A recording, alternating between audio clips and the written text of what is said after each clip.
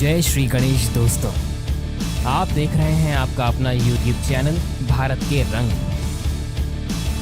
भारत में रहने वाला बच्चा बच्चा रामायण की कथा तो जानता ही है।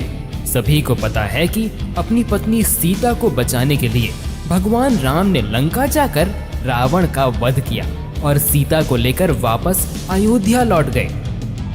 रामायण की एक प्रमुख पात्र है मंदोदरी, जिनका उल्लेख केवल रावण की पत्नी के रूप में ही मिलता है, परंतु वो इससे कहीं अधिक थी।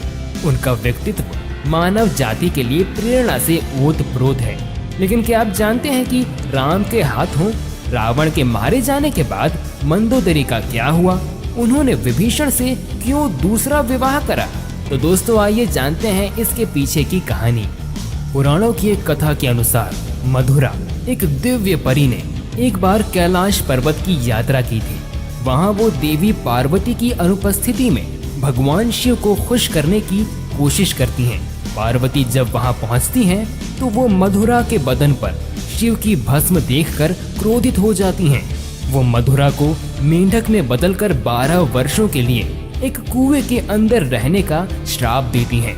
इसके बाद भगवान शिव देवी पार्वती से श्राप को कम करने का अनुरोध करते हैं, लेकिन माता पार्वती वो श्राप वापस नहीं ले पाती हैं।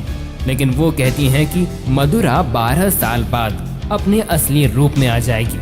असुरों के राजा मायासुर और उनकी पत्नी हेमा के 2 पुत्र थे, जिनका नाम था मायावी और दुमदुम्भी। लेकिन वो एक बेटी चाहते थे, इसलिए उन्होंने अपनी बेटी पाने के लिए कठोर तपस्या करने का फैसला किया। जब वो दोनों कैलाश पर्वत पर तपस्या कर रहे थे, तब इसी बीच मधुरा की 12 साल की कठोर तपस्या भी समाप्त होने वाली थी। जैसे ही मधुरा की तपस्या पूरी हुई, वो अपने मूल रूप में आ गई और मदद के लिए चिल्लाने लगी। मायासुर और हेमा जो पास में ही तपस्या कर रहे थे, उन्होंने मधुरा की मदद की पुकार सुनी और तुरंत उसे कुएं से बाहर निकाल लिया। बाद में उन्होंने मधुरा को अपनी बेटी बना लिया और उसका नाम बदलकर मंदोदरी रख दिया। एक बार रावण मायासुर के महल में गया तो वहां उसने मंदोदरी को देखा और वो उस पर मोहित हो उठा। उसने मायासुर से मंदोदरी का हाथ मांगा, लेकिन मायासुर ने मना कर दिया, जिससे रावण नाराज हो गया और मंदोदरी को उससे शादी करने के लिए मजबूर करने लगा। मंदोदरी को पता था कि रावण भगवान शिव का परम भक्त है। इस डर से और अपने पिता की रक्षा के लिए वो शादी के लिए सहमत हो जाती है। रावण से शादी के बाद उसने 2 पुत्र मेघनाद और अक्षय कुमार को जन्म दिया। मंदोदरी का चरित्र रामायण में बेहद नैतिक दिखाया गया है।